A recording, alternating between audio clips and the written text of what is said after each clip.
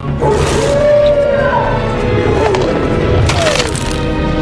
खौफनाक मंजर देखकर आदमी की हालत खराब हो गई। डर के मारे वो कांपने लगा। जैसे ही भेड़िया मानव उस ओर बढ़ने लगा, वीर ने घबराकर खुद को एक चट्टान के पीछे छिपा लिया। वो भेड़िया मानव पानी तक पहुंचा और पानी में पड़ी लड़की को उठाकर बाहर निकाला। लेकिन हैरानी की बात यह थी, जिस पल उसने लड़की को नीचे रखा, वो अचानक होश में आ गई, मगर उसकी आंखों में कोई चेतना नहीं थी, जैसे वो एक चलती फिरती लाश हो। भेड़िया मानव की अगुवाई में वो लड़की एक सुरंग में दाखिल हुई जो कीड़ों से भरी पड़ी थी। वहां जाकर वो चुपचाप लेट गई। भेड़िया मानव ने उसका हाथ उठाया और उसकी उंगली में चाकू चुभो दिया। जैसे ही एक बूंद खून निकली, लड़की के पैरों में अचानक कांच जैसे जूते उगाए। एक कौवा तेजी से उस खून की बूंद को उठाकर एक अजीब से पात्र में डाल देता है और उसी पल सदियों से सो रही एक जादूगरनी की आंखें खुल जाती हैं। ये सब देख रहा वीर अंदर ही अंदर डर से थरथरा गया। तभी हलचल की आवाज सुनकर भेड़िया मानव सतर्क हो गया और देखने चला गया। इस मौके का फायदा उठाकर वीर ने धीरे से सुरंग का दरवाजा खोला और लड़की को उठाकर बाहर ले आया। लेकिन तभी भेड़िया मानव का राक्षसी सिर अचानक उसकी ओर लपका। सिर फिर से जागने ही वाला था। मजबूर होकर वीर ने लड़की को नीचे रखा और जान बचाने के लिए भाग खड़ा हुआ। लेकिन वो सिर जैसे किसी जीपीएस से ट्रैक कर रहा हो, लगातार वीर के पीछे पड़ गया। वीर भागता हुआ जोर जोर से टावर के अंदर अपने साथियों को आवाज देने लगा, लेकिन उसे पता नहीं था कि उसके साथी पहले ही जादूगरनी के वश में आ चुके हैं। आवाज का कोई जवाब न पाकर वीर ने एक पत्थर उठाकर टावर के अंदर फेंक दिया, जो सीधे अंदर लगे एक आईने से जा टकराया। आईना टूटते ही उसका साथी जादूगरनी के प्रभाव से बाहर आ गया। अब तक भेड़िया मानव वीर के बेहद करीब पहुंच चुका था। उसी वक्त साथी ने टावर से छलांग लगाकर